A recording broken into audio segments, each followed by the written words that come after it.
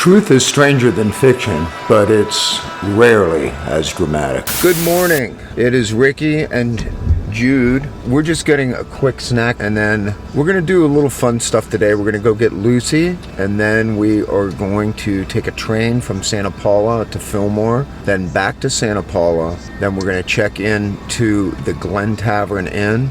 The Glen Tavern Inn is said to be very haunted. It's disgusting that my dad puts me in harm's way for his YouTube channel.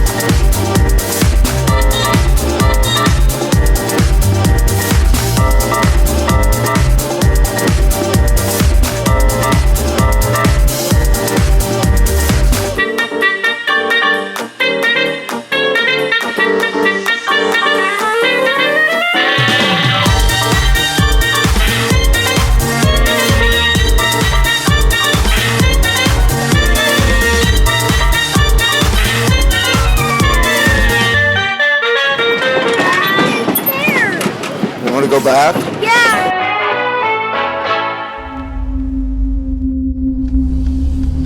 So the Glen Tavern Inn was built in 1911, and it's gone through a lot of tumultuous things over the years. It was thrived at one point, and then it went downhill because of prohibition. There was prostitution was run out of the hotel, from what I understand.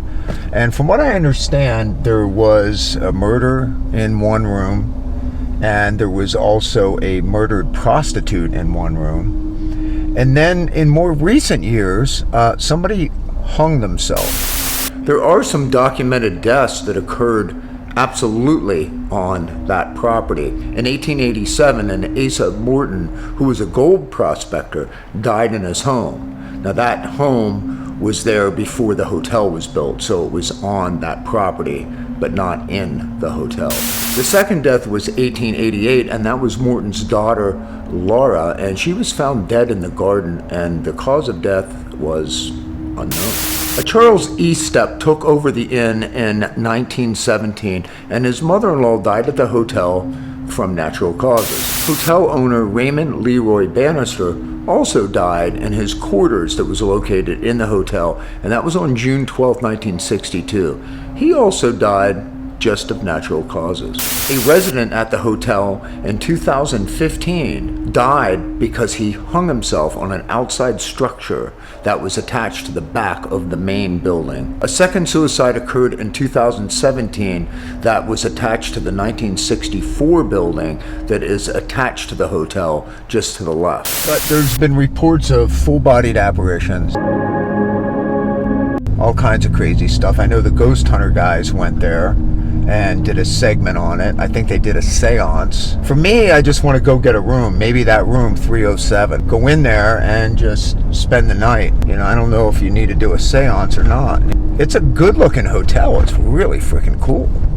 It's said that the prostitute that died there was like beheaded. Maybe some people say that. And then there's the apparition of a child. I don't know how the child ties in because there hasn't been any reports of a child murder, and there's sounds of children laughing in the hallways. Well, that could be because maybe children stay there, but this hotel has over 100 years of history. And if you have over 100 years of history, there's going to be something seedy in your past at the very least. Most likely a structure that has been there for people to come and stay for over 100 years. Of course somebody's going to have died there. It's hard to believe if somebody never did, right? There's 38 rooms, so it's not a big hotel. We are in room, what are we in? Room 107? Yeah, we're in room 102, and it's nice. We have a couple rooms I'll show you in just a second. Alright, Dad, what's this room? It's a closet. I want to see inside. Let me see. Alright, so this is the room. What is it? Oh my god, I gotta call Mom for that. What Alright, is it? so let's take a little tour I here. don't know. It's something like a bed or something. To me. So this is our room. Hey Jude, open the curtain over there here. But that's kind of cool because we're on this bottom. Yeah. So we can see it. That's kind of old school. You guys could walk out that way. It might be the ghost. So guys, wait until you see this hallway. This hallway is amazing.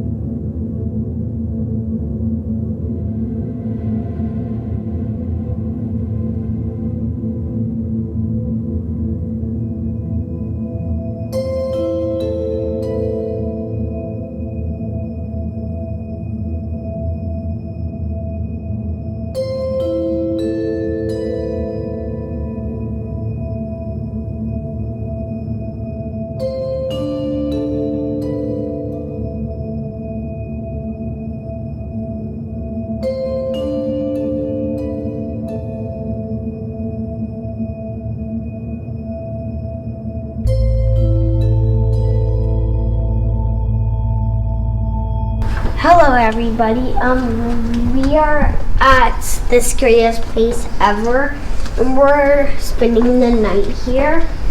So we're going to show you all around this place. We're at the Here's the one that the lady died in. This one? Don't go in.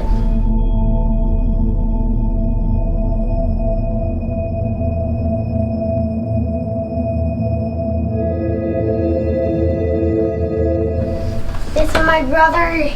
He's sitting. Say hi, Jude. Say hi to the video. All right, so we're trying this camcorder. It is 9:13 at night. I've learned a lot about this hotel's background. What the ghostly story part of it is that on the third floor in room 307, there was supposedly a card game. There was a guy that was a crooked card dealer and got shot to death. But he was killed by two people, not one person. Then there was a prostitute that got killed, and she was supposedly decapitated. But that story changed, and then I found out that it was a traveling perfume salesperson, and that's why you smell the perfume up in that room, and that she tries to climb in bed with people.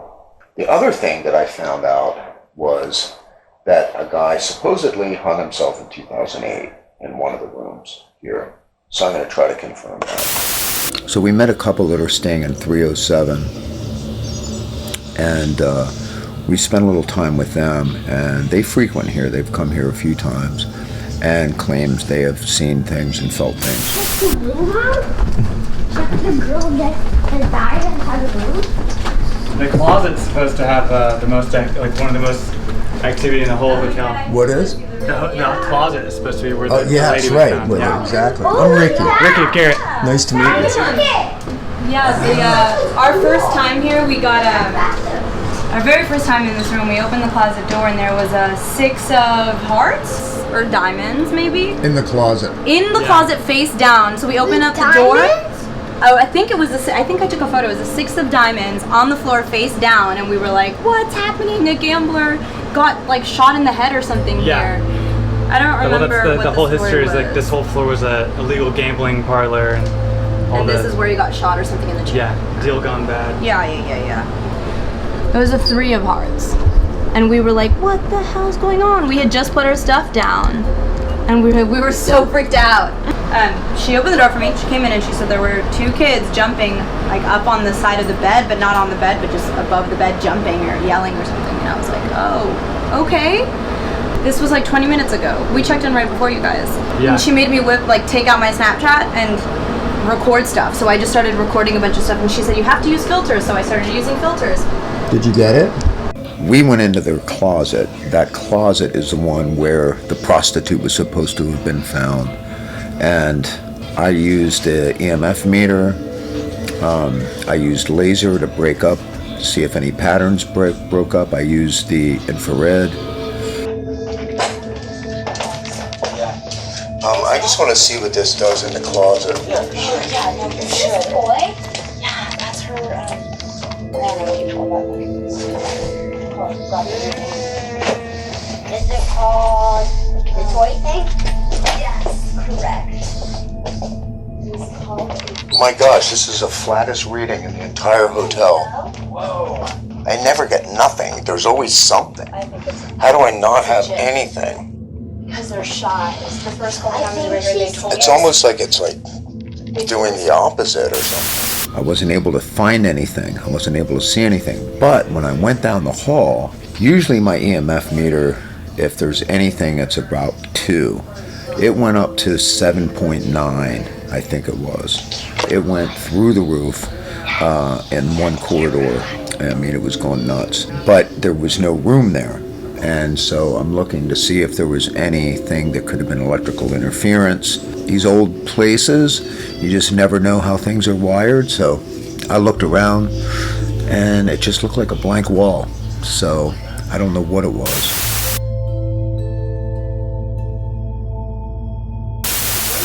Did you move the chair? A ghost did that. Is there anything else, Trev? You didn't hear anything, Jude? No. I didn't do that. Be honest. I didn't. Jude, you were the one in here.